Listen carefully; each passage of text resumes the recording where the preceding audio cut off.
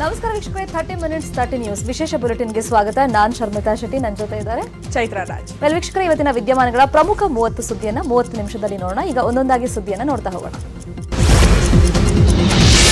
ಬೆಂಗಳೂರಿನ ಜನ ಭಾರಿ ಎಚ್ಚರಿಕೆ ವಹಿಸಬೇಕಾದ ಸುದ್ದಿ ಇದು. ರಾಜ್ಯ ರಾಜಧಾನಿ ಮೇಲೆ ಉಗ್ರರ ಕಣ್ಣು ಬಿದ್ದಿದೆ. ಬೆಂಗಳೂರಿನ ಜನನಿಬಿಡ ಪ್ರದೇಶಗಳೇ ಇವರ ಟಾರ್ಗೆಟ್ ಆಗಿದೆ. ಇದೆಲ್ಲದಕ್ಕೂ ಪುಷ್ಟಿ ನೀಡುವಂತೆ ಮೆಜೆಸ್ಟಿಕ್ ಮೆಟ್ರೋ ನಿಲ್ದಾಣಕ್ಕೆ ಶಂಕಿತ ಉಗ್ರನೊಬ್ಬ ಬಂದು ಹೋಗಿರುವುದು ಸಿಸಿಟಿವಿ ಕ್ಯಾಮೆರಾದಲ್ಲಿ ಕ್ಯಾಪ್ಚರ್ ಆಗಿದೆ. ಮೆಟ್ರೋ ನಿಲ್ದಾಣಕ್ಕೆ ರಿವಾಲ್ವರ್ ಹಿಡಿದು ವ್ಯಕ್ತಿಯೊಬ್ಬ ಬಂದಿದ್ದಾನೆ. ಸೆಕ್ಯೂರಿಟಿ ತಪಾಸಣೆ ವೇಳೆ ಮೆಟಲ್ ಡಿಟೆಕ್ಟರ್ ಸೌಂಡ್ ಮಾಡಿದೆ. ಬಳಿಕ ಅವನನ್ನ ಸೈಡಿಗೆ ನಿಲ್ಲಿಸಿದ ಮೆಟ್ರೋ ಸಿಬ್ಬಂದಿಗೆ ಒಳಗ್ ಬಿಟ್ರೆ 1 ಕೋಟಿ ಕೊಡೋ ಆಮಿಷವನ್ನ ಒಡ್ಡಿದ್ದಾನೆ. ಈ ಬಗ್ಗೆ ಮೆಟ್ರೋ ಸಿಬ್ಬಂದಿ ಭದ್ರತಾ ಸಿಬ್ಬಂದಿಗೆ ಮಾಹಿತಿಯನ್ನ ನೀಡಿದ್ದಾನೆ. ಬೇರೆ ಪ್ರಯಾಣಿಕರನ್ನ ತಪಾಸಣೆ ಮಾಡೋ ವೇಳೆ ಆಗಂತುಕ ವ್ಯಕ್ತಿ ಗೇಟ್ ಹಾರಿ ಸ್ಥಳದಿಂದ ಪರಾರಿಯಾಗಿದ್ದಾನೆ. ಹಿರಿಯ ಪೊಲೀಸ್ ಅಧಿಕಾರಿಗಳು ಸ್ಥಳಕ್ಕೆ ಭೇಟಿ ನೀಡಿ ಪರಿಶೀಲನೆಯನ್ನ ನಡೆಸಿದ್ದಾರೆ. ಮಾತ್ರವಲ್ಲದೆ ಮೆಟ್ರೋ ನಿಲ್ದಾಣದಲ್ಲಿ ಬಂದೋಬಸ್ತ್ ಕೂಡ ಹೆಚ್ಚಿಸಲಾಗಿದೆ. ಶಂಕಿತನ ಸಂಪೂರ್ಣ ಚಲನವಲನ ಸಿಸಿ ಕ್ಯಾಮೆರಾದಲ್ಲಿ ಸೆರೆಯಾಗಿದ್ದು, ರಿವಾಲ್ವರ್ ತಂದಿದ್ದ ಶಂಕಿತನ ಹುಡುಕಾಟ ನಡೀತಾ ಇದೆ. ಬೆಂಗಳೂರಿನಲ್ಲಿ ಮೌಢ್ಯಕ್ಕೆ ಬಾಲಕಿಯನ್ನ ಸಂಪ್ನಲ್ಲಿ ಮುಳುಗಿಸಿ ಬಲಿ ಕೊಟ್ರ ಎಂಬ ಅನುಮಾನ ಹುಟ್ಟಿಸುವಂತಹ ಘಟನೆ ನಡೆದಿದೆ. ರಾಜಗೋಪಾಲ ನಗರದಲ್ಲಿ 11 ವರ್ಷದ ಬಾಲಕಿ ಜ್ಯೋತಿ ಅನುಮಾನಾಸ್ಪದ ರೀತಿಯಲ್ಲಿ ಕೊನೆ ಉಸಿರೆಳೆದಿದ್ದಾಳೆ. ಕೆಲಸಕ್ಕೆ ತೆರಳಿದ್ದ ಅಮ್ಮನ ಜೊತೆ ಹೋಗಿದ್ದ ಬಾಲಕಿ ಸಂಪ್ನಲ್ಲೇ ಶವವಾಗಿದ್ದಾಳೆ. ಬಾಲಕಿಯನ್ನ ಮನೆ ಶಾಂತಿಗಾಗಿ ಮಾಲೀಕನೇ ಬಲಿ ಕೊಟ್ಟಿದ್ದಾನೆ ಅಂತ ಮೃತ ಬಾಲಕಿಯ ಪೋಷಕರು ಗಂಭೀರವಾಗಿ ಆರೋಪಿಸಿದ್ದಾರೆ. ನನ್ನ ಜೊತೆ ಮಗಳು ಬಂದಿದ್ದಳು, ಕಸ ಗುಡಿಸಿ ನೋಡಿದೆ, ಅವಳು ಇರ್ಲಿಲ್ಲ. ಸಂಪ್ ಮೇಲೆ 3 ಜನ ನಿಂತಿದ್ರು. ನನ್ನ ಮಗಳು ಕಾಣ್ತಿಲ್ಲ, ಜಾಗ ಬಿಡಿ ಎಂದ್ರೂ ಬಿಡ್ಲಿಲ್ಲ ಅಂತ ಮೃತಳ ತಾಯಿ ಆರೋಪಿಸಿದ್ದಾರೆ. ಹೊಸ ಮನೆಗೆ ಶಾಂತಿ ಮಾಡಿಸಬೇಕು ಅಂತಿದ್ರು. ಇದೇ ಕಾರಣಕ್ಕೆ ಮಾಲೀಕ ನನ್ನ ಮಗಳನ್ನ ಬಲಿ ಕೊಟ್ಟಿದ್ದಾರೆ ಅಂತ ಹೇಳಿದ್ದಾರೆ. ಮನೆ ಮಾಲೀಕನನ್ನ ವಶಕ್ಕೆ ಪಡೆದಿರೋ ರಾಜಗೋಪಾಲ ಪೊಲೀಸರು ಹೆಚ್ಚಿನ ತನಿಖೆಯನ್ನ ಮುಂದುವರೆಸಿದ್ದಾರೆ. ಬೆಂಗಳೂರಿನಲ್ಲಿ ಮತ್ತೊಂದು ಮಗು ಅನುಮಾನಾಸ್ಪದವಾಗಿ ಮೃತಪಟ್ಟಿರುವ ಘಟನೆ ಬೆಳಕಿಗೆ ಬಂದಿದೆ. ಮನೆಯಲ್ಲಿ ಟಿವಿ ನೋಡ್ತಾ ಇದ್ದ ಬಾಲಕಿಯೊಬ್ಬಳು ಅನುಮಾನಾಸ್ಪದವಾಗಿ ಸಾವನ್ನಪ್ಪಿರುವಂತಹ ಘಟನೆ ಬೆಂಗಳೂರಿನ ಬಾಗಲಗುಂಟೆಯಲ್ಲಿ ನಡೆದಿದೆ. ಇಲ್ಲಿನ ಮಲ್ಲಸಂದ್ರ ನಿವಾಸಿ 11 ವರ್ಷದ ಪೂಜಾ ಸಾವನ್ನಪ್ಪಿದ ಬಾಲಕಿ. ನಿನ್ನೆ ಸಂಜೆ ಮನೆಯಲ್ಲಿ ಟಿವಿ ನೋಡ್ತಾ ಕುಳಿತಿದ್ದ ಬಾಲಕಿ ಪೂಜಾ ನಂತರ ಪೋಷಕರು ಬರುವಷ್ಟರಲ್ಲಿ ನೇಣು ಬಿಗಿದ ಸ್ಥಿತಿಯಲ್ಲಿ ಪತ್ತೆಯಾಗಿದ್ದಾಳೆ. ಪೂಜಾ ಸಾವಿನ ಬಗ್ಗೆ ಅನುಮಾನಗೊಂಡಿರೋ ಪೋಷಕರು ಯಾರೋ ದುಷ್ಕರ್ಮಿಗಳು ಕೊಲೆ ಮಾಡಿರೋ ಶಂಕೆಯನ್ನ ವ್ಯಕ್ತಪಡಿಸಿದ್ದಾರೆ. ಈ ಬಗ್ಗೆ ಬಾಗಲಗುಂಟೆ ಪೊಲೀಸ್ ಠಾಣೆಯಲ್ಲಿ ಪ್ರಕರಣ ದಾಖಲಾಗಿದ್ದು ತನಿಖೆ ನಡೀತಾ ಇದೆ. ದೋಸ್ತಿ ಸರ್ಕಾರಕ್ಕೆ ಮತ್ತೆ ಸಂಪುಟ ಪುನರ್ರಚನೆ ಟೆನ್ಷನ್ ಶುರುವಾಗಿದೆ. ಸಚಿವ ಸ್ಥಾನಗಳು ಖಾಲಿ ಇದ್ರೂ ಸಹ ಇನ್ನು ಪುನರ್ರಚನೆ ಆಗಿರಲಿಲ್ಲ. ಸಂಪುಟ ಪುನರ್ರಚನೆ ಆದ್ರೆ ಅತೃಪ್ತರ ಲಿಸ್ಟ್ ದೊಡ್ಡದಾಗುತ್ತೆ ಅನ್ನುವ ಆತಂಕದಿಂದ ಪುನರ್ರಚನೆಗೆ ಕೈ ಹಾಕಿರಲಿಲ್ಲ. ಒಂದು ವೇಳೆ ಸಂಪುಟ ಪುನರ್ರಚನೆಗೆ ಕೈ ಹಾಕಿದ್ರೆ ಆಪರೇಷನ್ ಕಮಲ ಆಕ್ಟಿವ್ ಆಗುವ ಸಾಧ್ಯತೆ ಇದೆ. ಅದಕ್ಕಾಗಿಯೇ ಜೆಡಿಎಸ್ನಲ್ಲಿ 2 ಸಚಿವ ಸ್ಥಾನಗಳನ್ನ ಖಾಲಿ ಇಟ್ಟುಕೊಳ್ಳಲಾಗಿದೆ. ಒಂದು ವೇಳೆ ಆಪರೇಷನ್ ಕಮಲವಾದ್ರೆ ಬಿಜೆಪಿ ಶಾಸಕರನ್ನ ಸೆಳೆಯಲು ದೋಸ್ತಿ ಸರ್ಕಾರದ ರಣತಂತ್ರ ಸಿದ್ಧವಾಗಿದೆ. ಅಕಸ್ಮಾತ್ ಸರ್ಕಾರಕ್ಕೆ ಸಂಕಷ್ಟ ಎದುರಾದ್ರೆ ವೆಂಕಟರಾವ್ ನಾಡಗೌಡ, ಸಾರಾ ಮಹೇಶ್, ಜಯಮಾಲಾ, ಜಾರ್ಜ್ ಸೇರಿದಂತೆ ಕೆಲವು ಸಚಿವರು ತಮ್ಮ ಸಚಿವ ಸ್ಥಾನ ತ್ಯಾಗ ಮಾಡಲು ಸಿದ್ಧರಿದ್ದಾರೆ ಎನ್ನಲಾಗ್ತಿದೆ. ಆದರೂ ಸದ್ಯದ ಪರಿಸ್ಥಿತಿಯಲ್ಲಿ ರಿಸ್ಕ್ ತೆಗೆದುಕೊಳ್ಳಲು ದೋಸ್ತಿ ಸರ್ಕಾರ ಸಿದ್ಧವಿಲ್ಲ. ಆದ್ದರಿಂದ ಸದ್ಯಕ್ಕೆ ಸಂಪುಟ ಪುನರ್ರಚನೆ ಆಗುವುದು ದೂರದ ಮಾತು. ಸಿದ್ದರಾಮಯ್ಯ ಸಿಎಂ ಆಗಬೇಕು ಅಂತ ಸಿದ್ದರಾಮಯ್ಯ ಟೀಮ್ ಮತ್ತೆ ಆಕ್ಟಿವ್ ಆಗ್ತಾನೆ ಇದೆ. ಸಿದ್ದರಾಮಯ್ಯ ಸಿಎಂ ಆಗಬೇಕು ಅಂತ ನಿನ್ನೆ ಸುಧಾಕರ್ ಬ್ಯಾಟಿಂಗ್ ಮಾಡಿದ್ರೆ, ಇವತ್ತು ಗೃಹ ಸಚಿವ ಎಂಬಿ ಪಾಟೀಲ್ ಬ್ಯಾಟಿಂಗ್ ಅನ್ನು ಬೀಸಿದ್ದಾರೆ. ಸಿದ್ದರಾಮಯ್ಯ ಮತ್ತೆ ಸಿಎಂ ಆಗೋದ್ರಲ್ಲಿ ತಪ್ಪೇನಿದೆ, ಸಿದ್ದರಾಮಯ್ಯ ಮತ್ತೆ ಸಿಎಂ ಆಗಬೇಕು ಅಂತ ಹೇಳಿದ್ದಾರೆ. ಸಿದ್ದರಾಮಯ್ಯ ಉತ್ತಮ ಕೆಲಸ ಮಾಡಿದ್ದಾರೆ. ಅನ್ನಭಾಗ್ಯ, ಕ್ಷೀರಭಾಗ್ಯ ಸೇರಿ ಅನೇಕ ಯೋಜನೆಗಳನ್ನ ಕೊಟ್ಟಿದ್ದಾರೆ. ಬಡವರ ಪರವಾಗಿ ಸಿದ್ದರಾಮಯ್ಯ ಕೆಲಸ ಮಾಡಿದ್ದಾರೆ. ಸಿದ್ದರಾಮಯ್ಯ ಮತ್ತೆ ಸಿಎಂ ಆಗೋದ್ರಲ್ಲಿ ತಪ್ಪೇನಿದೆ ಅಂತ ಎಂಬಿ ಪಾಟೀಲ್ ಪ್ರಶ್ನೆಯನ್ನ ಮಾಡಿದ್ದಾರೆ. ಸಿದ್ದರಾಮಯ್ಯ ಮತ್ತೆ ಸಿಎಂ ಆಗಬೇಕು ಅಂತ ಗೃಹ ಸಚಿವ ಎಂಬಿ ಪಾಟೀಲ್ ಉರಿಯೋ ಬೆಂಕಿಗೆ ತುಪ್ಪವನ್ನ ಸುರಿದಿದ್ದಾರೆ. ಸಿದ್ದರಾಮಯ್ಯ ಮತ್ತೆ ಸಿಎಂ ಆಗಬೇಕು ಅನ್ನೋ ಶಾಸಕ ಸುಧಾಕರ್ ಮಾತಿಗೆ ದನಿಗೂಡಿಸಿರೋ ಅವರು, ಸಿದ್ದರಾಮಯ್ಯ ಮತ್ತೆ ಸಿಎಂ ಆಗೋದ್ರಲ್ಲಿ ತಪ್ಪೇನಿದೆ, ನಾನು ಕೂಡ ಸಿದ್ದರಾಮಯ್ಯ ಮತ್ತೆ ಸಿಎಂ ಆಗಬೇಕು ಅಂತ ಹೇಳ್ತೀನಿ ಅಂತ ಅಂದ್ರು. ಸಿದ್ದರಾಮಯ್ಯ ಉತ್ತಮ ಕೆಲಸಗಳನ್ನೇ ಮಾಡಿದ್ದಾರೆ. ಅನ್ನಭಾಗ್ಯ, ಕ್ಷೀರಭಾಗ್ಯದಂತ ಅನೇಕ ಯೋಜನೆಗಳನ್ನ ಕೊಟ್ಟಿದ್ದಾರೆ. ಬಡವರ ಪರ ಸಿದ್ದರಾಮಯ್ಯ ಕೆಲಸ ಮಾಡಿದ್ರು. ಅವರು 2ನೇ ಬಾರಿ ಸಿಎಂ ಆಗಬೇಕಾಗಿತ್ತು. ಆದ್ರೆ ಜನರ ತೀರ್ಪನ್ನ ನಾವು ಗೌರವಿಸಬೇಕು. ಸಿದ್ದರಾಮಯ್ಯ ಅವರಿಗೆ ಇನ್ನೊಂದು ಸಾರಿ ಸಿಎಂ ಆಗೋ ಅರ್ಹತೆ ಇದೆ. ಇನ್ನು ಒಂದು ಅವಧಿಗೆ ಅವರು ಸಿಎಂ ಆಗೋಕೆ ಅರ್ಹತೆ ಇದೆ ಅಂತ ಅಂದ್ರು. ಆದ್ರೆ ನಾನು ಕೂಡ ಸಿಎಂ ಸ್ಥಾನದ ಆಕಾಂಕ್ಷಿ. ಆದ್ರೆ ಸಿದ್ದರಾಮಯ್ಯ ಸಿಎಂ ಆಗ್ತಾರೆ ಅಂದ್ರೆ ನಾನ್ ಬೇಕಾದ್ರೆ ಕಾಯ್ತೀನಿ ಅಂತ ಹೇಳಿದ್ರು. ಸ್ವಂತ ಬಲದಿಂದ ಅಧಿಕಾರಕ್ಕೆ ಬಂದ್ರೆ ಮತ್ತೆ ಸಿದ್ದರಾಮಯ್ಯ ಸಿಎಂ ಆಗ್ಲಿ. ಈಗ ಸಮ್ಮಿಶ್ರ ಸರ್ಕಾರ ಇದೆ. ಈಗ ಸಿಎಂ ಆಗೋಕೆ ಸಾಧ್ಯ ಇಲ್ಲ. ಮುಂದೆ ಒಂದು ದಿನ ನಾವು ಸ್ವಂತ ಬಲದಿಂದ ಬಂದ್ರೆ ಸಿದ್ದರಾಮಯ್ಯ ಸಿಎಂ ಆಗೋದ್ರಲ್ಲಿ ತಪ್ಪಿಲ್ಲ ಅಂತ ಹೇಳಿದ್ರು. ದೇವೇಗೌಡರ ಸೋಲು ಗೆಲುವಿನ ಬಗ್ಗೆಯೇ ಭಾರಿ ಚರ್ಚೆ ನಡೆದಿದೆ. ತುಮಕೂರಲ್ಲಿ ದೋಸ್ತಿ ಮತಗಳು ಬಿಜೆಪಿಗೆ ಬಿದ್ದಿವೆ ಅಂತ ಮಾಜಿ ಶಾಸಕ ಸುರೇಶ್ ಗೌಡ ಹೇಳಿದ್ದಾರೆ. ಕುಟುಂಬ ರಾಜಕಾರಣಕ್ಕೆ ಬೇಸತ್ತ ಜನ ಬಿಜೆಪಿಗೆ ಮತ ಹಾಕಿದ್ದಾರೆ ಅಂತ ಹೇಳಿದ್ದಾರೆ. ದೇವೇಗೌಡರ ಕುಟುಂಬ ರಾಜಕಾರಣದಿಂದ ಬಿಜೆಪಿಗೆ ಲಾಭವಾಗಿದೆ. ದೇವೇಗೌಡರನ್ನು ಜೆಡಿಎಸ್ ಕಾಂಗ್ರೆಸ್ನವರೇ ಸೋಲಿಸುತ್ತಾರೆ. ಜೆಡಿಎಸ್ ಶಾಸಕರು ಕೂಡ ದೇವೇಗೌಡರ ಪರ ಕೆಲಸ ಮಾಡಿಲ್ಲ. ಡಿಸಿಎಂ ಪರಮೇಶ್ವರ್ ಕೂಡ ಎಲ್ಲೂ ಸಭೆ ಮಾಡಿ ಪ್ರಚಾರ ಮಾಡಿ ಅಂತ ಕಾರ್ಯಕರ್ತರಿಗೆ ಹೇಳಿಲ್ಲ ಅಂತ ತುಮಕೂರಿನಲ್ಲಿ ಮಾಜಿ ಶಾಸಕ ಸುರೇಶ್ ಗೌಡ ಹೇಳಿಕೆಯನ್ನ ಕೊಟ್ಟಿದ್ದಾರೆ. ಇದಕ್ಕೆ ಪ್ರತಿಕ್ರಿಯಿಸಿದ ಡಿಸಿಎಂ ಪರಮೇಶ್ವರ್, ಇದಕ್ಕೆಲ್ಲ ಮೇ 23ಕ್ಕೆ ಉತ್ತರ ಸಿಗಲಿದೆ. ದೇವೇಗೌಡರ ಗೆಲುವು ಖಚಿತ ಅಂತ ಹೇಳಿದ್ದಾರೆ. ವಿಜಯಪುರದಲ್ಲಿ ಬಸನಗೌಡ ಪಾಟೀಲ್ ಯತ್ನಾಳ್ ಹೊಸ ಬಾಂಬ್ ಅನ್ನು ಸಿಡಿಸಿದ್ದಾರೆ. ಸಿಎಂ ಎಚ್ಡಿ ಕುಮಾರಸ್ವಾಮಿ ಮತ್ತು ಡಿಕೆ ಶಿವಕುಮಾರ್ ಇಬ್ಬರೂ ಸೇರಿ ಸಿದ್ದರಾಮಯ್ಯ ಅವರನ್ನ ರಾಜಕೀಯವಾಗಿ ಸಂಪೂರ್ಣ ಮುಗಿಸುತ್ತಾರೆ. ಮಾಜಿ ಸಿಎಂ ಸಿದ್ದರಾಮಯ್ಯ ಈಗ ಕಾಂಗ್ರೆಸ್ನಲ್ಲಿ ಮೂಲೆ ಗುಂಪಾಗ್ತಾ ಇದ್ದಾರೆ. ಸಿದ್ದುಗೆ ಭವಿಷ್ಯ ಬೇಕಿದ್ರೆ ಸರ್ಕಾರವನ್ನ ಅವರೇ ಬೀಳಿಸಬೇಕು, ಇಲ್ಲದೇ ಇದ್ರೆ ಕಾಂಗ್ರೆಸ್ ಸರ್ವನಾಶ ಆಗುತ್ತೆ ಅಂತ ವಿಜಯಪುರದಲ್ಲಿ ಯತ್ನಾಳ್ ಹೊಸ ಬಾಂಬ್ ಅನ್ನು ಸಿಡಿಸಿದ್ದಾರೆ. ರಮೇಶ್ ಜಾರಕಿಹೊಳಿ ಅವರನ್ನ ಸಚಿವ ಸಂಪುಟದಿಂದ ಕೈಬಿಟ್ಟು ಕಾಂಗ್ರೆಸ್ ಹೈಕಮಾಂಡ್ ತಪ್ಪು ಮಾಡಿದೆ ಅಂತ ಹುಬ್ಬಳ್ಳಿಯಲ್ಲಿ ಮಾಜಿ ಸಚಿವ ಬಸವರಾಜ ಹೊರಟ್ಟಿ ಹೇಳಿಕೆಯನ್ನ ಕೊಟ್ಟಿದ್ದಾರೆ. ಕೈ ಬಿಡುವುದಾದರೆ ಅವರನ್ನೇಕೆ ಸಚಿವರನ್ನಾಗಿ ಮಾಡಬೇಕಿತ್ತು? ಮೇಲಿನವರ ತಪ್ಪಿಂದ ಈ ರೀತಿ ಸಮಸ್ಯೆಗಳಾಗುತ್ತಿವೆ. ಸತೀಶ್ ಜಾರಕಿಹೊಳಿ ಆರಾಮಾಗಿದ್ರು, ರಮೇಶ್ ಬದಲಿಸಿ ಅವರನ್ನ ಸಚಿವರಾಗಿ ಮಾಡಬಾರದಿತ್ತು ಅಂತ ರಮೇಶ್ ಪರ ಹೊರಟ್ಟಿ ಬ್ಯಾಟ್ ಬೀಸಿದ್ದಾರೆ. ಇನ್ನು ಉಪಚುನಾವಣೆ ಬಗ್ಗೆ ಮಾತನಾಡ್ತಾ, ನಾವು ಲಿಂಗಾಯತರ ಹೆಸರಲ್ಲಿ ಮತ ಕೇಳಲ್ಲ. ಕುಂದಗೋಳದಲ್ಲಿ ಜೆಡಿಎಸ್ ಮುಖಂಡರೆಲ್ಲ ಕಾಂಗ್ರೆಸ್ ಜೊತೆ ಕೈ ಜೋಡಿಸಿ ಕೆಲಸ ಮಾಡುತ್ತಿದ್ದೇವೆ.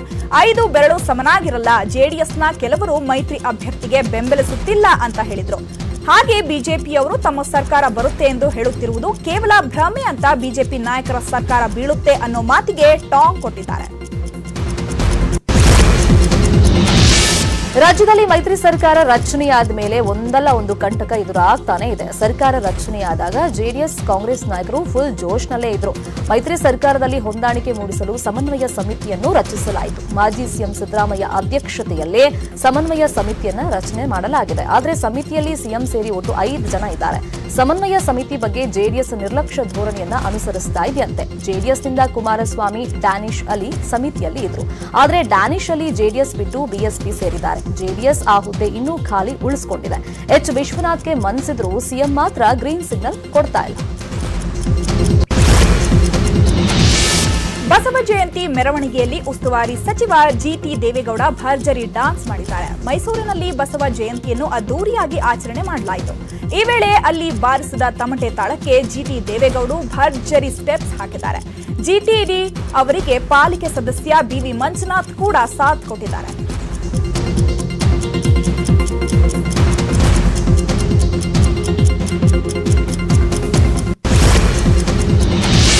ಲೋಕಸಭಾ ಚುನಾವಣೆಯ ಫಲಿತಾಂಶ ಹತ್ರ ಬರ್ತಾ ಇದ್ದಂತೆ ಸಿಎಂ ಕುಮಾರಸ್ವಾಮಿಗೆ ಟೆನ್ಷನ್ ಜಾಸ್ತಿ ಆಗ್ತಾ ಇದೆ. ಮಂಡ್ಯ ಫಲಿತಾಂಶದ ಬಗ್ಗೆ ಈಗಾಗಲೇ ಗುಪ್ತಚರ ಇಲಾಖೆ ಮಾಹಿತಿ ಪಡೆದಿರೋದು ಸಿಎಂ ಚಿಂತೆಗೆ ಒಳಗಾಗಿದ್ದಾರೆ. ಮಹಿಳಾ ಮತದಾರರ ಬಗೆಗಿನ ಗುಪ್ತಚರ ವರದಿ ಸಿಎಂ ಕೈ ಸೇರಿದೆ. ವರದಿಯಲ್ಲಿ ಜೆಡಿಎಸ್ ನಾಯಕರು ನೀಡಿದ್ದ ಡ್ಯಾಮೇಜ್ ಸ್ಟೇಟ್ಮೆಂಟ್ಗಳೇ ಸಿಎಂಗೆ ಮುಳುವಾಗಲಿದೆಯಂತೆ. ಸುಮಲತಾ ಬಗ್ಗೆ ನೀಡಿದ್ದ ಅವಹೇಳನ ಹೇಳಿಕೆಗಳು ನಿಖಿಲ್ಗೆ ತಿರುಗು ಬಾಣವಾಗಿದೆಯಂತೆ. ಈ ಮಧ್ಯೆ ನಿಖಿಲ್ ಗೆದ್ರು ಕಡಿಮೆ ಅಂತರದಲ್ಲಿ ಅಂತ ಗುಪ್ತಚರ ಇಲಾಖೆ ಸಿಎಂಗೆ ಮಾಹಿತಿಯನ್ನ ಕೊಟ್ಟಿದೆ. ಮಂಡ್ಯದಲ್ಲಿ ಜೆಡಿಎಸ್ ಸ್ಪರ್ಧಿಸಲು ಮೊದಲೇ ತೀರ್ಮಾನಿಸಲಾಗಿತ್ತು. ಈ ವಿಚಾರವನ್ನ ಮೊದಲೇ ಸಹೋದರಿ ಸುಮಲತಾಗೆ ತಿಳಿಸಿದ್ವಿ. ಅವರಿಗೆ ಬೇರೆ ಕ್ಷೇತ್ರದಲ್ಲಿ ಅವಕಾಶ ಕೊಡೋದಾಗಿ ಹೇಳಿದ್ವಿ ಅಂತ ಸಚಿವ ಡಿಕೆ ಶಿವಕುಮಾರ್ ಹೇಳಿದ್ದಾರೆ. ಇಷ್ಟಾದ್ರೂ ಅವರು ಪಕ್ಷೇತರವಾಗಿ ನಿಂತು ಬೇರೆ ಪಕ್ಷದ ಸಪೋರ್ಟ್ ತಗೊಂಡ್ರೆ ಹೇಗೆ? ರಾಜಕೀಯದ ಚದುರಂಗದ ಆಟ ಸೂಕ್ಷ್ಮವಾಗಿರುತ್ತೆ ಅಂತ ಡಿಕೆಶಿ ಹೇಳಿದ್ರು. ಇನ್ನು ಬಿಜೆಪಿಯಿಂದ ಬರುವವರನ್ನು ನಾವು ಸ್ವಾಗತ ಮಾಡ್ತೇವೆ. ಚುನಾವಣೆ ನಂತರ ಕುಮಾರಸ್ವಾಮಿ ಸರ್ಕಾರ ಮತ್ತಷ್ಟು ಬಲಿಷ್ಠವಾಗುತ್ತೆ ಅಂತ ದೋಸ್ತಿ ಸರ್ಕಾರದ ಭವಿಷ್ಯ ನುಡಿದ್ರು. ಮತ್ತೊಂದೆಡೆ ಕ್ಷೇತ್ರಕ್ಕೊಬ್ಬ ಸಚಿವರು ಮತ್ತು ಶಾಸಕರ ನೇಮಕ ವಿಚಾರದಲ್ಲಿ ಬಿಜೆಪಿ ಕೂಡ ಅದನ್ನೇ ಮಾಡಿತ್ತು. ನಾವು ಅದನ್ನೇ ಮಾಡುತ್ತಿದ್ದೇವೆ. ನಮಗೆ ಎಲೆಕ್ಷನ್ ಕಮಿಷನ್ ಪರ್ಮಿಷನ್ ಕೊಟ್ಟಿದೆ ಅಂತ ಟಾಂಗ್ ಕೊಟ್ಟರು. ಆಶೀರ್ವಾದ ಮಾಡಿದ ಜನರಿಗೆ ವಂಚನೆ ಮಾಡಿ ಮುಂಬೈಗೆ ಜಿಗಿದ ಉಮೇಶ್ ಜಾಧವ್ ಕಮಲ ಹಿಡಿದು ಬಂದಿದ್ದಾರೆ. ಆದರೆ ಮುಂಬೈಯಿಂದ ಚಿಂಚೋಳಿಗೆ ತರೋದ್ರ ಒಳಗೆ ಕಮಲ ಬಾಡ್ ಹೋಗಿದೆ ಅಂತ ಕಲಬುರಗಿಯ ಚಿಂಚೋಳಿಯಲ್ಲಿ ಮಲ್ಲಿಕಾರ್ಜುನ ಖರ್ಗೆ ಜಾಧವ್ ವಿರುದ್ಧ ಗುಡುಗಿದ್ದಾರೆ. ಕಾಂಗ್ರೆಸ್ ಉಪ್ಪುಂಡು ಬಿಜೆಪಿಗೆ ಹೋದ ಕೂಡಲೇ ಜಾಧವ್ ಕಾಂಗ್ರೆಸ್ ಬಗ್ಗೆ ಟೀಕೆ ಮಾಡ್ತಾರೆ ಅಂತ ಹೇಳಿದ್ರು. ಯಡಿಯೂರಪ್ಪ ಮತಗಳನ್ನ ಗುತ್ತಿಗೆ ಪಡೆದಿದ್ದಾರಾ, ಸೀಕ್ರೆಟ್ ಆಗಿ ಯಾರ್ದೋ ಮನೆಯಲ್ಲಿ ಮಠಾಧೀಶರ ಸಭೆ ಮಾಡ್ತಾರೆ ಅಂತ ಯಡಿಯೂರಪ್ಪ ವಿರುದ್ಧ ಕೂಡ ಮಲ್ಲಿಕಾರ್ಜುನ ಖರ್ಗೆ ವಾಗ್ದಾಳಿಯನ್ನ ನಡೆಸಿದ್ರು. ಇನ್ನು ದಿನೇಶ್ ಗುಂಡೂರಾವ್ ಮಾತಾಡ್ತಾ ಉಮೇಶ್ ಜಾಧವ್ಗೆ ರಾಜಕೀಯ ಗಂಧಗಾಳಿ ಗೊತ್ತಿರಲಿಲ್ಲ, ಅಂತವರನ್ನ ಕರೆದು ಟಿಕೆಟ್ ನೀಡಿ ಶಾಸಕನಾಗಲು ಅವಕಾಶ ಕೊಟ್ಟಿದ್ದು ಕಾಂಗ್ರೆಸ್ ಪಕ್ಷ. ಉಮೇಶ್ ಜಾಧವ್ ಕೇಳಿದ ಎಲ್ಲಾ ಕೆಲಸಗಳನ್ನ ಮಾಡಿಕೊಟ್ಟಿದ್ವಿ, ಆದ್ರೆ ಮಂತ್ರಿ ಆಗ್ಬೇಕನ್ನೋ ಆಸೆಯಿಂದ ಬೆಳೆಸಿದ ಮಲ್ಲಿಕಾರ್ಜುನ ಖರ್ಗೆ ಬೆನ್ನಿಗೆ ಚೂರಿ ಹಾಕಿದ್ದಾರೆ ಅಂತ ಚಿಂಚೋಳಿಯಲ್ಲಿ ಕೆಪಿಸಿಸಿ ಅಧ್ಯಕ್ಷ ದಿನೇಶ್ ಗುಂಡೂರಾವ್ ಜಾಧವ್ ವಿರುದ್ಧ ಗುಡುಗಿದ್ರು. ಮಲ್ಲಿಕಾರ್ಜುನ ಖರ್ಗೆಗೆ ಪುತ್ರ ವ್ಯಾಮೋಹ ಅನ್ನೋ ಉಮೇಶ್ ಜಾಧವ್ ತಮ್ಮ ಮಗನಿಗೇಕೆ ಟಿಕೆಟ್ ಕೊಡಿಸಿದ್ರು, ಇದು ಅನಗತ್ಯವಾಗಿ ರಾಜಕೀಯ ಅನೈತಿಕತೆಯ ಕಾರಣದಿಂದ ಹೇರಿರೋ ಚುನಾವಣೆ ಅಂತ ಜಾಧವ್ ವಿರುದ್ಧ ವಾಗ್ದಾಳಿಯನ್ನ ನಡೆಸಿದ್ರು. ರಾಜ್ಯದಲ್ಲಿ ಬೈ ಎಲೆಕ್ಷನ್ ಕಾವು ರಂಗೇರಿದೆ. ಚಿಂಚೋಳಿ ಕುಂದಗೋಳ ಕ್ಷೇತ್ರವನ್ನ ಗೆಲ್ಲಲು ಕಾಂಗ್ರೆಸ್ ಪಣ ತೊಟ್ಟಿದೆ. ಇದಕ್ಕಾಗಿ ಕಾಂಗ್ರೆಸ್ ನಾಯಕರು ಚಿಂಚೋಳಿ ಹಾಗೂ ಕುಂದಗೋಳದಲ್ಲಿ ಬೀಡು ಬಿಟ್ಟಿದ್ದಾರೆ. ಇಂದು ಚಿಂಚೋಳಿಯಲ್ಲಿ ಕಾಂಗ್ರೆಸ್ ಅಭ್ಯರ್ಥಿ ಸುಭಾಷ್ ರಾಠೋಡ್ ಪರ ಡಿಸಿಎಂ ಪರಮೇಶ್ವರ್, ದಿನೇಶ್ ಗುಂಡೂರಾವ್ ಪ್ರಚಾರ ಮಾಡುತ್ತಿದ್ದಾರೆ. ಚಿಂಚೋಳಿಯ ಹಲವು ಗ್ರಾಮಗಳಲ್ಲಿ ಡಿಸಿಎಂ ಪರಮೇಶ್ವರ್, ದಿನೇಶ್ ಪ್ರಚಾರವನ್ನ ಮಾಡಿದ್ರು. ಜೊತೆಗೆ ಬಹಿರಂಗ ಸಭೆಯಲ್ಲಿ ಬಿಜೆಪಿ ಹಾಗೂ ಉಮೇಶ್ ಜಾಧವ್ ವಿರುದ್ಧ ವಾಗ್ದಾಳಿ ನಡೆಸಿದ್ರು. ಇತ್ತ ಕುಂದಗೋಳ ಕ್ಷೇತ್ರದಲ್ಲೂ ಕಾಂಗ್ರೆಸ್ ನಾಯಕರು ತಮ್ಮ ಅಭ್ಯರ್ಥಿ ಕುಸುಮಾ ಶಿವಳ್ಳಿ ಪರ ಕ್ಯಾಂಪೇನ್ ಮಾಡುತ್ತಿದ್ದಾರೆ. ಶಂಭುಲಿಂಗೇಶ್ವರ ದೇವಸ್ಥಾನದಲ್ಲಿ ಪೂಜೆ ಸಲ್ಲಿಸಿದ ಡಿಕೆ ಶಿವಕುಮಾರ್ ಪ್ರಚಾರಕ್ಕೆ ಚಾಲನೆಯನ್ನ ನೀಡಿದರು. ಕ್ಷೇತ್ರದ ಅಭಿವೃದ್ಧಿ ವಿಚಾರದಲ್ಲಿ ಒಗ್ಗಟ್ಟಿನಿಂದ ಕೆಲಸ ಮಾಡಲು ನಾವು ಬದ್ಧರಾಗಿದ್ದೇವೆ. ಬಿಜೆಪಿಯ ಬಹಳ ಜನ ನಮ್ಮ ಜೊತೆ ಸೇರಲು ಮುಂದಾಗಿದ್ದಾರೆ. ನಮ್ಮ ಪಕ್ಷದ ಹಿರಿಯ ಕಿರಿಯ ಪದಾಧಿಕಾರಿಗಳನ್ನ ಭೇಟಿಯಾಗುತ್ತೇವೆ ಅಂತ ಕುಂದಗೋಳದಲ್ಲಿ ಸಚಿವ ಡಿಕೆ ಶಿವಕುಮಾರ್ ಹೇಳಿಕೆ ನೀಡಿದ್ದಾರೆ. ಬಿಎಸ್ ಯಡಿಯೂರಪ್ಪ ಮತ್ತು ಬಿಜೆಪಿ ನಾಯಕರು ಮೈತ್ರಿ ಸರ್ಕಾರಕ್ಕೆ ಗಡುವು ಕೊಟ್ಟಿದ್ದಾರೆ. ಆದ್ರೆ ಕುಮಾರಸ್ವಾಮಿ ಅವರ ನೇತೃತ್ವದ ಸರ್ಕಾರ ಇನ್ನೂ ಬಲಿಷ್ಠವಾಗಿರುತ್ತೆ. ನಿಮ್ಮ ಕನಸು ನನ್ನ ಸಾಗಲ್ಲ ಅಂತ ಬಿಜೆಪಿ ನಾಯಕರಿಗೆ ಸಚಿವ ಡಿಕೆ ಶಿವಕುಮಾರ್ ಕುಟುಕಿದ್ರು. ಬಿಜೆಪಿ ನಾಯಕರ ನುಡಿ ಮುತ್ತುಗಳನ್ನ ನಾವೆಲ್ಲ ಕೇಳಿದ್ದೇವೆ. ದಿವಂಗತ ಶಿವಳ್ಳಿ ಅವರ ಬಗ್ಗೆ ಬಿಜೆಪಿಯವರು ಹೊಗಳಿದ್ದಾರೆ ಅಂತ ಹೇಳ್ತಾ ಬಿಜೆಪಿ ಸ್ನೇಹಿತರೇ ನಿಮಗೆ ಮುಕ್ತವಾದ ಆಹ್ವಾನ ಕೊಡುತ್ತೇವೆ ಅಂತ ನಮ್ಮ ಸಿಎಂ ಸಚಿವರು ಶಾಸಕರ ಜೊತೆ ಸಂಪರ್ಕಕ್ಕೆ ಬನ್ನಿ, ಈ ಚುನಾವಣೆಯಲ್ಲಿ ಕುಸುಮಾರನ್ನ ಬೆಂಬಲಿಸಿ ಅಂತ ಬಿಜೆಪಿಯವರಿಗೂ ಸಚಿವ ಡಿಕೆ ಶಿವಕುಮಾರ್ ಕರೆಯನ್ನ ಕೊಟ್ಟಿದ್ದಾರೆ. ಇನ್ನೊಂದು ಕಡೆ ಮೈತ್ರಿ ಸರ್ಕಾರದ ವಿರುದ್ಧ ಬಿಜೆಪಿ ರಾಜ್ಯಾಧ್ಯಕ್ಷ ಯಡಿಯೂರಪ್ಪ ವಾಗ್ದಾಳಿಯನ್ನ ನಡೆಸಿದ್ರು. ರಾಜ್ಯಾದ್ಯಂತ ಬರ ಪರಿಸ್ಥಿತಿ ಇದೆ, ಸರ್ಕಾರ ನಿರ್ಲಕ್ಷ್ಯವನ್ನ ತೋರಿಸ್ತಾ ಇದೆ, ಬರ ಪರಿಹಾರ ಕಾಮಗಾರಿಗಳನ್ನ ಕೈಗೊಳ್ತಾ ಇಲ್ಲ ಅಂತ ಕಿಡಿಕಾರಿದ್ರು. ಸಚಿವರು ಶಾಸಕರು ಇರಲಿ, ಅಧಿಕಾರಿಗಳೇ ಯಾವುದೇ ಕ್ರಮವನ್ನ ಕೈಗೊಂಡಿಲ್ಲ. ಬರ ಪರಿಹಾರಕ್ಕೆ ಎಲ್ಲಾ ರೀತಿಯ ನೆರವು ನೀಡಲು ಕೇಂದ್ರ ಸರ್ಕಾರ ಮುಂದಾಗಿದೆ. ಸರ್ಕಾರ ಕೂಡಲೇ ಬರ ಪರಿಹಾರ ಕಾಮಗಾರಿಗಳನ್ನ ಆರಂಭ ಮಾಡಬೇಕು ಅಂತ ಬೆಂಗಳೂರಲ್ಲಿ ಬಿಎಸ್ ಯಡಿಯೂರಪ್ಪ ಹೇಳಿದ್ರು. ಫೇಸ್ಬುಕ್ನಲ್ಲಿ ರಮ್ಯಾ ಅವರು ನಟಿಸಿದ ಚಿತ್ರದ ಫೋಟೋ ಬಳಕೆ ಮಾಡಿ ಚಾರಿತ್ರ್ಯ ಹರಣ ಮಾಡಿದ ಆರೋಪದಲ್ಲಿ ಮಾಜಿ ಪತ್ರಕರ್ತ ನವೀನ್ ಸಾಗರ್ ವಿರುದ್ಧ ಕೇಸ್ ದಾಖಲಾಗಿದೆ. ನಟಿ ರಮ್ಯಾ ಅವರನ್ನ ಅಶ್ಲೀಲವಾಗಿ ನಿಂದಿಸಿ ತೇಜೋವಧೆ ಮಾಡಿರುವ ಹಿನ್ನೆಲೆಯಲ್ಲಿ ರಮ್ಯಾ ಪರ ವಕೀಲರು ಸೈಬರ್ ಕ್ರೈಂ ಪೊಲೀಸ್ ಠಾಣೆಯಲ್ಲಿ ದೂರನ್ನ ದಾಖಲಿಸಿದ್ದಾರೆ. ಜೂಲಿ ಸಿನಿಮಾದ ಫೋಟೋ ಬಳಕೆ ಮಾಡಿರುವ ಆರೋಪಿ ಕೆಟ್ಟ ಪದಗಳಿಂದ ರಮ್ಯಾ ಅವರನ್ನ ಅವಹೇಳನ ಮಾಡಿ ಫೇಸ್ಬುಕ್ನಲ್ಲಿ ಪೋಸ್ಟ್ ಮಾಡಿದ್ದಾರೆ ಅಂತ ಆರೋಪಿಸಲಾಗಿದೆ. ರಮ್ಯಾ ಟ್ವೀಟ್ ಮಾಡಿದ್ದ ಪ್ರಧಾನಿ ಮೋದಿ, ಹಿಟ್ಲರ್ ಪೋಸ್ಟ್ಗೆ ಟಾಂಗ್ ಕೊಟ್ಟಿದ್ದ ಮಾಜಿ ಪತ್ರಕರ್ತ, ಮೋದಿ ಏನೋ ಚಿಕ್ಕ ಹುಡುಗನ ಕಿವಿ ಎಳೆದ್ರು, ಆದ್ರೆ ನೀವು ಮಾಡಿದ್ದಾದ್ರೂ ಏನು ಅಂತ ಅಶ್ಲೀಲ ಪದ ಬಳಸಿ ಪೋಸ್ಟ್ ಹಾಕಿದ್ದಾರೆ ಅಂತ ಆರೋಪಿಸಲಾಗಿದೆ. ಸ್ಯಾಂಡಲ್ವುಡ್ನಲ್ಲಿ ಮೀಟೂ ಪ್ರಕರಣ ಸಂಚಲನವನ್ನ ಮೂಡಿಸಿತ್ತು. ಅಂಬರೀಶ್ ಮಧ್ಯಸ್ಥಿಕೆಯಲ್ಲೂ ಈ ಪ್ರಕರಣ ಬಗೆಹರಿದಿರಲಿಲ್ಲ. ಅರ್ಜುನ್ ಸರ್ಜಾ ವಿರುದ್ಧ ಮೀಟೂ ಆರೋಪ ಮಾಡಿದ್ದ Shruti Hariharan Cubbon park police ಠಾಣೆಯಲ್ಲಿ ದೂರನ್ನ ದಾಖಲಿಸಿದ್ರು. ಶ್ರುತಿ ಕೊಟ್ಟಿದ್ದ ದೂರಿನ ಮೇರೆಗೆ 8 ತಿಂಗಳಿಂದ ತನಿಖೆ ನಡೆಸ್ತಾ ಇರೋ ತನಿಖಾಧಿಕಾರಿಗಳು ಇನ್ನೂ ಸಾಕ್ಷಿಗಳ ಹುಡುಕಾಟದಲ್ಲೇ ಇದ್ದಾರೆ. ಯುಬಿ ಸಿಟಿಯಲ್ಲಿ ಶೂಟಿಂಗ್ ವೇಳೆ ದೌರ್ಜನ್ಯ ನಡೆದಿತ್ತು ಅನ್ನೋ ಆರೋಪವಿದ್ದರಿಂದ ಯುಬಿ ಸಿಟಿಯಲ್ಲಿ ಕೂಡ ಘಟನೆಗೆ ಸಂಬಂಧಿಸಿದ ಸಾಕ್ಷ್ಯ ಸಂಗ್ರಹಿಸಿದ್ರು. ಅಂದು ಕೆಲಸ ಮಾಡ್ತಾ ಇದ್ದ ಯುಬಿ ಸಿಟಿ ಸೆಕ್ಯೂರಿಟಿಗಳು ಕೆಲಸ ಬಿಟ್ಟಿದ್ರಿಂದ ಅವರ ಹೇಳಿಕೆ ದಾಖಲಿಸಲು ಅಧಿಕಾರಿಗಳಿಗೆ ಸಾಧ್ಯವಾಗಿರಲಿಲ್ಲ. ಅವರೆಲ್ಲ ಬಿಹಾರ, ಪಶ್ಚಿಮ ಬಂಗಾಳ ಮೂಲದವರಾಗಿದ್ದು ಕೆಲಸ ಕೊಟ್ಟಿದ್ದ ಏಜೆನ್ಸಿಗಳೇ ಅವರು ಎಲ್ಲಿದ್ದಾರೆ ಅನ್ನೋ ಮಾಹಿತಿಯನ್ನ ಕೊಟ್ಟಿರಲಿಲ್ಲ. ಪೊಲೀಸರು ಎಷ್ಟೇ ಪ್ರಯತ್ನಿಸಿದ್ರು ಆ ಸಂದರ್ಭದಲ್ಲಿ ಅಲ್ಲಿ ಕೆಲಸ ಮಾಡಿದ 7-8 ಸೆಕ್ಯೂರಿಟಿಗಳನ್ನ ಪತ್ತೆ ಹಚ್ಚೋಕೆ ಆಗಿಲ್ಲ. ಪ್ರತ್ಯಕ್ಷದರ್ಶಿಗಳ ಹೇಳಿಕೆ ಮೇಲೆ ಶ್ರುತಿ ಕೇಸ್ ನಿಂತಿದೆ. ಅಕಸ್ಮಾತ್ ಸೂಕ್ತ ಸಾಕ್ಷ್ಯಗಳು ಸಿಕ್ಕದೆ ಇದ್ದಲ್ಲಿ ಕೇಸ್ ಬಿದ್ದು ಹೋಗುತ್ತೆ. ಶ್ರುತಿ ಆರೋಪದ ಮೇಲೆ ಈಗಾಗಲೇ ನಟ ಅರ್ಜುನ್ ಸರ್ಜಾ ವಿಚಾರಣೆಯನ್ನ ಮಾಡಲಾಗಿದೆ. ಯುಬಿ ಸಿಟಿ ಮತ್ತು ಹೆಬ್ಬಾಳ ಅಪಾರ್ಟ್ಮೆಂಟ್ನಲ್ಲಿ ಮಹಜರು ಮಾಡಿರೋ ಪೊಲೀಸರು ವಿಸ್ಮಯ ಚಿತ್ರದ ನಿರ್ಮಾಪಕ ಮತ್ತು ನಿರ್ದೇಶಕರನ್ನ ಕೂಡ ವಿಚಾರಣೆಗೆ ಒಳಪಡಿಸಿದ್ದಾರೆ. ಪ್ರಕರಣದ ತನಿಖೆ ಇನ್ನೂ ನಡೀತಲೇ ಇರೋದ್ರಿಂದ ಚಾರ್ಜ್ ಶೀಟ್ ಸಲ್ಲಿಸಲು ಸಮಯಾವಕಾಶ ಕೊಡುವಂತೆ ಕೋರ್ಟ್ಗೆ ಪೊಲೀಸರು ಮನವಿಯನ್ನ ಮಾಡಿದ್ದಾರೆ. ಅಕ್ಷಯ ಅಕ್ಷಯ ತೃತೀಯ ದಿನದ ಸಂಭ್ರಮದಲ್ಲಿರೋ ಮಹಿಳೆಯರು ಭರ್ಜರಿ ಚಿನ್ನಾಭರಣ ಖರೀದಿಗೆ ಮುಂದಾಗಿದ್ದಾರೆ. ಬೆಂಗಳೂರಿನ ಮಲ್ಲೇಶ್ವರಂ, ಬಸವನಗುಡಿ, ಎನ್ಆರ್ ಕಾಲೋನಿ ಸೇರಿದಂತೆ ಅನೇಕ ಕಡೆ ಆಭರಣ ಮಳಿಗೆಗಳಿಗೆ ಮಹಿಳೆಯರು ದೌಡಾಯಿಸುತ್ತಿದ್ದಾರೆ. ಅಕ್ಷಯ ತೃತೀಯ ಹಿನ್ನೆಲೆ ಮಧುವಣ ಗಿತ್ತಿಯಂತೆ ಸಿಂಗಾರಗೊಂಡಿರುವ ಆಭರಣ ಮಳಿಗೆಗಳು ಭರ್ಜರಿ ಆಫರ್ ನೀಡ್ತಿವೆ. ಆಭರಣಗಳ ಮೇಲೆ ಡಿಸ್ಕೌಂಟ್ ಹಾಗೂ ಲಕ್ಕಿ ಕೂಪನ್ ಸಹ ನೀಡ್ತಿವೆ.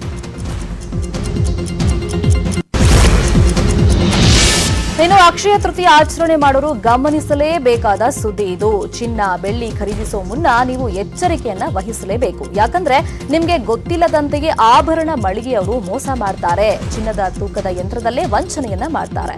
ಫ್ಯಾನ್ ಗಾಳಿಯಿಂದಲೇ ತೂಕ ಬದಲಾಗುತ್ತೆ ಅಂದ್ರೆ ನೀವು ನಂಬಲೇಬೇಕು. ನ್ಯೂಸ್ 18 ಕನ್ನಡ ಇಂಥದ್ದೊಂದು ಅಕ್ರಮವನ್ನ ಬಯಲಿಗೆಳೆದಿದೆ.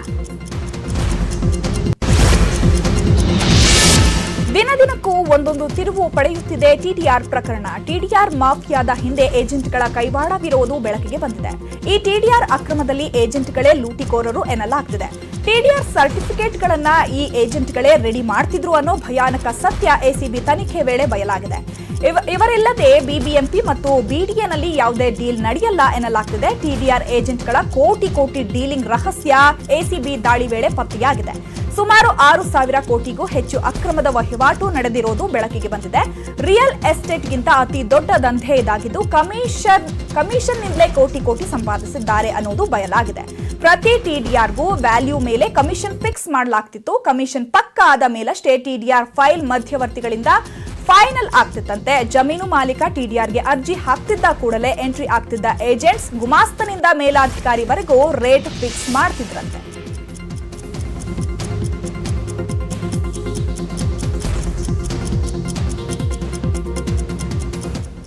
ಇವತ್ತು ಅಕ್ಷಯ ತೃತೀಯ ಆಭರಣ ಮಳಿಗೆಗಳಲ್ಲಿ ಸಾಕಷ್ಟು ಜನ ಇದ್ದೇ ಇರ್ತಾರೆ. ಒಂದು ನಂಬಿಕೆ ಇದೆ.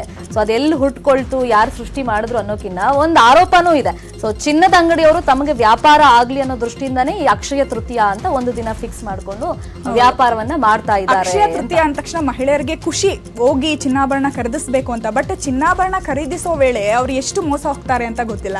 ಎಕ್ಸಾಕ್ಟ್ಲಿ. ಅಂದ್ರೆ ಅಕ್ಷಯ 18 ಕನ್ನಡ ಕೂಡ ಅದ್ರ ಬಗ್ಗೆ ಇಂಪ್ಯಾಕ್ಟ್ ಅನ್ನ ಕೊಟ್ಟಿದೆ. ಈ ರೀತಿಯಾಗಿ ಮೋಸವನ್ನ ಮಾಡ್ತಾರೆ ಅನ್ನುವಂಥದ್ದನ್ನ ಕೂಡ ಮಾಹಿತಿ ಕೊಟ್ಟಿದೆ. ಒಂದು ರಿಯಾಲಿಟಿ ಚೆಕ್ ಮಾಡಿದಾಗ ಗೊತ್ತಾಗಿದೆ. ಅಫ್ಕೋರ್ಸ್ AC ಫ್ಯಾನ್ ಎಲ್ಲ ಆನ್ ಇಟ್ಟೇ ಇರ್ತಾರೆ. ಸೊ ಆ ಟೈಮ್ ನಲ್ಲಿ ತೂಕದಲ್ಲಿ ಅಂದ್ರೆ ವೇಯಿಂಗ್ ಮಾಡುವಾಗ ಯಾವ ರೀತಿ ಮೋಸ ಆಗುತ್ತೆ ಗ್ರಾಹಕರಿಗೆ ಅನ್ನೋ ಬಗ್ಗೆ ನ್ಯೂಸ್ 18 ಕನ್ನಡ ಅದ್ರ ಮೇಲೆ ಬೆಳಕು ಚೆಲ್ಲಿದಾಗ ಆ ಅಂಶ ಬಯಲಿಗೆ ಬಂದಿದೆ. ಬಟ್ ಚಿನ್ನ ತಗೊಳಕ್ ಹೋದಾಗ ಅದ್ರ ಡಿಸೈನ್ ಏನು, ಎಷ್ಟು ಗ್ರಾಮ್ ಇದೆ, ಎಷ್ಟು ದುಡ್ಡಾಗುತ್ತೆ ಅನ್ನೋದ್ರಲ್ಲೇ ಅವ್ರು ಇರ್ತಾರೆ ಹೊರತು ಸೊ ಇದನ್ನೆಲ್ಲ ಅಬ್ಸರ್ವ್ ಮಾಡೋದು ಕಮ್ಮಿ. ಮತ್ತೆ ಒಂದು ನಂಬಿಕೆ ಅಂತೂ ಇರುತ್ತೆ. ಸೊ ಚಿನ್ನದ ವ್ಯಾಪಾರ ಅಂದ್ಮೇಲೆ ಒಂದು ಬ್ರಾಂಡೆಡ್ ಅಂಗಡಿಗೆ ಹೋಗಿರ್ತಾರೆ. ಸೊ ಅಲ್ಲಿ ಯಾವುದೇ ಕಾರಣಕ್ಕೂ ಮೋಸ ಆಗೋದಿಲ್ಲ ಅನ್ನೋ ನಂಬಿಕೆಗೆ ಹೋಗೋದ್ರಿಂದ ಸೊ ಅದನ್ನೆಲ್ಲ ಜನ ನೋಡೋದಿಲ್ಲ. ಅಕ್ಷಯ ತೃತೀಯ ಇನ್ನಷ್ಟು ನಮ್ಗೆ ಜಾಸ್ತಿ ಆಗ್ಲಿ ಅಂತ ಹೋಗ್ತಾರೆ, ಬಟ್ ಮೋಸ ಆಗುತ್ತೆ. ಸೊ ಅಂತ ಸಂದರ್ಭದಲ್ಲಿ ಸ್ವಲ್ಪ ಜಾಗರೂಕತೆಯಿಂದ ಇದ್ರೆ ಒಳ್ಳೇದು. ಬೇರೆ ಇನ್ನೊಂದು ವಿಪರ್ಯಾಸ ಅಂತಂದ್ರೆ ಮನೆಗೆ ಒಳ್ಳೇದಾಗ್ಬೇಕು ಅಂತ ಹೇಳಿ ಒಂದು ಬಾಲಕಿನ ಅವರು ಬಲಿ ಕೊಟ್ಟಿರೋದು ಎಷ್ಟು ಸರಿ ಅಂತ. ಯಾಕಂತಂದ್ರೆ ಬಾಲಕಿನ ಈ ರೀತಿಯಾಗಿ ಬಲಿ ಕೊಟ್ಟ ಆರೋಪ ಇದೆ, ಇನ್ನು ಅದು ನಿಜ ಆಗಿಲ್ಲ. ಬಟ್ ಆ ಆರೋಪವನ್ನ ಸುತ್ತಮುತ್ತಲ ಜನರು ಮಾಡ್ತಿದ್ದಾರೆ. ಒಂದು ಕಳೆದ ಸಾಕಷ್ಟು ದಿನಗಳಿಂದ ಅದೇ ಚಟುವಟಿಕೆಗಳು ಜೊತೆಗೆ ಆ ಮಾತುಗಳೆಲ್ಲ ಕೇಳಿ ಬರ್ತಾ ಇತ್ತಂತೆ. ಸೊ ಮನೆಗೆ ಒಳ್ಳೇದಾಗ್ಬೇಕು ಅಂದ್ರೆ ಒಂದು ಬಲಿ ಕೊಡ್ಬೇಕು ಅಂತ ಓನರೇ ಹೇಳ್ತಾ ಇದ್ರಂತೆ. ಅದಕ್ಕೋಸ್ಕರ ಸ್ಥಳೀಯರು ಬಹುಶಃ ಬಲಿ ಕೊಟ್ಟಿರಬಹುದು.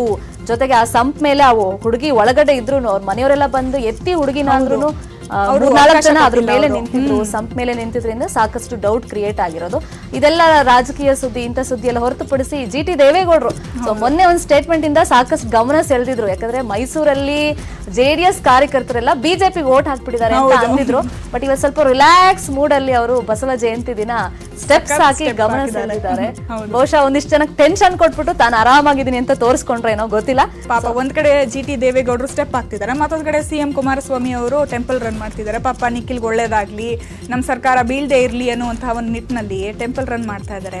ಇನ್ನೊಂದು ವಿಷಯ ಅಂತ ಅಂದ್ರೆ ಆತಂಕಕಾರಿ ವಿಷಯ ಅಂತ ಅಂದ್ರೆ ಬೆಂಗಳೂರಿಗೆ ಈಗ ಒಬ್ಬ ರಿವಾಲ್ವರ್ ಇಟ್ಕೊಂಡು ಬಂದಿರೋದು ಮೆಟ್ರೋ ಸ್ಟೇಷನ್ ಅಲ್ಲಿ. ಅದು ಕೂಡ ನಿಜವಾಗ್ಲೂ ಎಲ್ರಿಗೂ ಆಶ್ಚರ್ಯ ಅಂತ ಅನ್ಸುತ್ತೆ.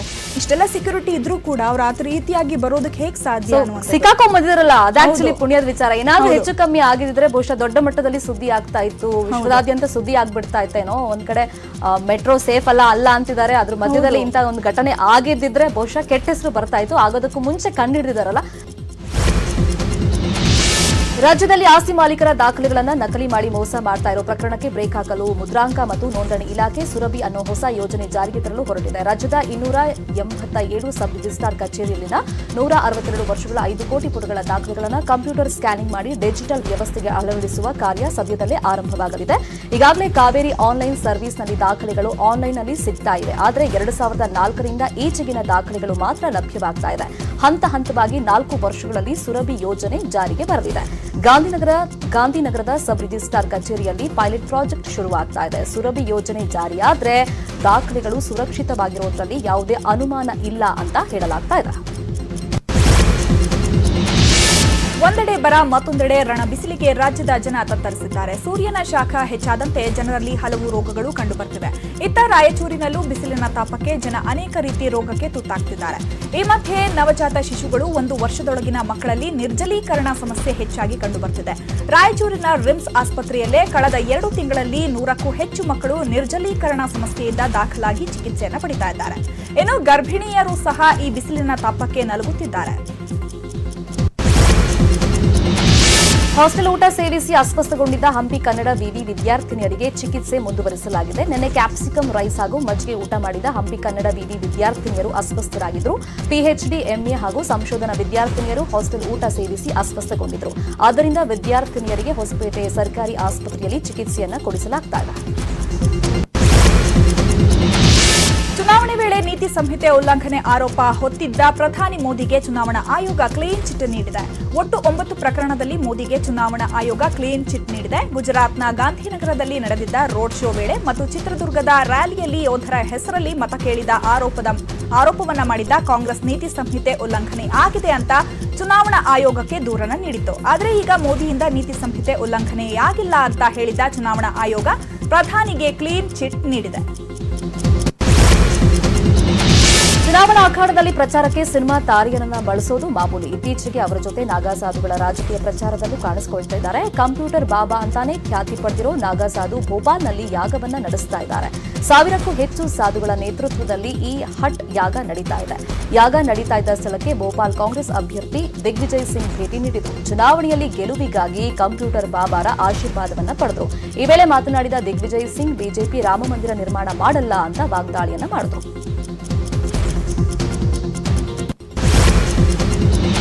ಮೋದಿಯೊಬ್ಬ ದುರ್ಯೋಧನ ಅಂತ ಪ್ರಧಾನಿ ಮೋದಿ ವಿರುದ್ಧ ಹರಿಯಾಣದ ರ್ಯಾಲಿಯಲ್ಲಿ ಪ್ರಿಯಾಂಕಾ ಗಾಂಧಿ ವಾಗ್ದಾಳಿಯನ್ನು ನಡೆಸಿದ್ದಾರೆ. ಮೋದಿ ಅಹಂಕಾರ ಅಡಗಿಸುವ ಕಾಲ ಸನ್ನಿಹಿತವಾಗಿದೆ.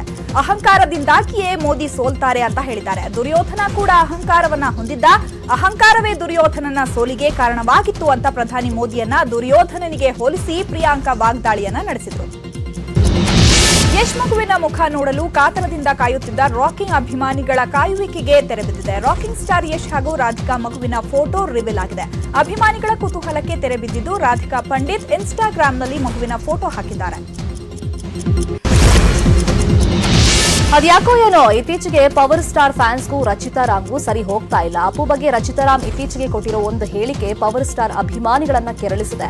ಯಶ್ ಅದ್ಭುತ ಡ್ಯಾನ್ಸರ್ ಅನ್ನೋದ್ರಲ್ಲಿ 2 ಮಾತಿಲ್ಲ. ಅಪ್ಪು ಡ್ಯಾನ್ಸ್ ಅಲ್ಟಿಮೇಟ್ ಅನ್ನೋದ್ರಲ್ಲಿ ಡೌಟೇ ಇಲ್ಲ. ತನಗಿಂತ ಅಪ್ಪು ಬೆಸ್ಟ್ ಡ್ಯಾನ್ಸರ್ ಅನ್ನೋದನ್ನ ಯಶ್ ಕೂಡ ಅಲ್ಲಗಳೆಯೋದಿಲ್ಲ. ರಚಿತಾ ಮಾತ್ರ ಯಶ್ ಬೆಸ್ಟ್ ಅಂತ ಹೇಳ್ಬಿಟ್ಟಿದ್ದಾರೆ. ಕಿರುತೆರೆಯ star anchor Anushree Rachita Ram interview ಮಾಡಿದ್ರು. ಅನುಶ್ರೀ ಕೇಳಿದ ಪ್ರಶ್ನೆಗೆ ರಚಿತಾ ಯಶ್ ಬೆಸ್ಟ್ ಅಂದಿದ್ದೇ ನೋಡಿ. ಅಪ್ಪು ಅಭಿಮಾನಿಗಳನ್ನ ಕೆರಳಿಸ್ಬಿಟ್ಟಿತ್ತು. ದುನಿಯಾ ವಿಜಯ್ ಸಲಗ ಚಿತ್ರದ ಶೂಟಿಂಗ್ ನಲ್ಲಿ ಬ್ಯುಸಿಯಾಗಿದ್ದಾರೆ. ವಿವಾದಗಳ ಮೇಲೆ ವಿವಾದಗಳನ್ನ ಮಾಡಿಕೊಂಡ ದುನಿಯಾ ವಿಜಯ್ ಸದ್ಯ ಎಲ್ಲರಿಂದ ಹೊರಬಂದು ಸಲಗ ಸಿನಿಮಾದಲ್ಲಿ ಬ್ಯುಸಿ ಆಗಿದ್ದಾರೆ. ವಿಶೇಷ ಅಂದ್ರೆ ಸಲಗ ಚಿತ್ರಕ್ಕೆ ಈಗ ಟಗರು ನಿರ್ಮಾಪಕ ಕೆಪಿ ಶ್ರೀಕಾಂತ್ ಸಾಥ್ ಕೊಟ್ಟಿದ್ದಾರೆ. ಶ್ರೀಕಾಂತ್ ಟಗರು ಸಿನಿಮಾ ಮೂಲಕ ಕಳೆದ ವರ್ಷ ಸ್ಯಾಂಡಲ್ವುಡ್ಗೆ ಬಿಗ್ ಹಿಟ್ ಅನ್ನ ಕೊಟ್ಟಿದ್ರು. ಸಲಗ ಬಿಗ್ ಬಜೆಟ್ ಸಿನಿಮಾ ಆಗಿದ್ದು ದುನಿಯಾ ವಿಜಯ್ ಈ ಹಿಂದೆ ಮಾಡಿದ್ದ ಮಾಸ್ತಿಗುಡಿ ಸಿನಿಮಾದಂತೆಯೇ ದೊಡ್ಡ ತಾರಾಗಣ ಇರುವ ಚಿತ್ರ. ಸಲಗ ಚಿತ್ರದ first look Duniya Vijay ಬರ್ತ್ಡೇಗೆ reveal ಆಗಿತ್ತು. ಸದ್ಯ ಚಿತ್ರದ ಬಗ್ಗೆ ಯಾವ ರಹಸ್ಯವನ್ನು ಬಿಟ್ಟುಕೊಡದೆ ವಿಜಯ್ ಅಂಡ್ ಟೀಮ್ ಚಿತ್ರವನ್ನ ಶೂಟ್ ಮಾಡ್ತಿದೆ. ಇದು ಸದ್ಯದ ನ್ಯೂಸ್ ಅಪ್ಡೇಟ್ಸ್. ನೋಡ್ತಾ ಇರಿ ನ್ಯೂಸ್ 18 ಕನ್ನಡ. ಜಾಲ ನಮ್ಮದು, ಬಲ ನಿಮ್ಮದು.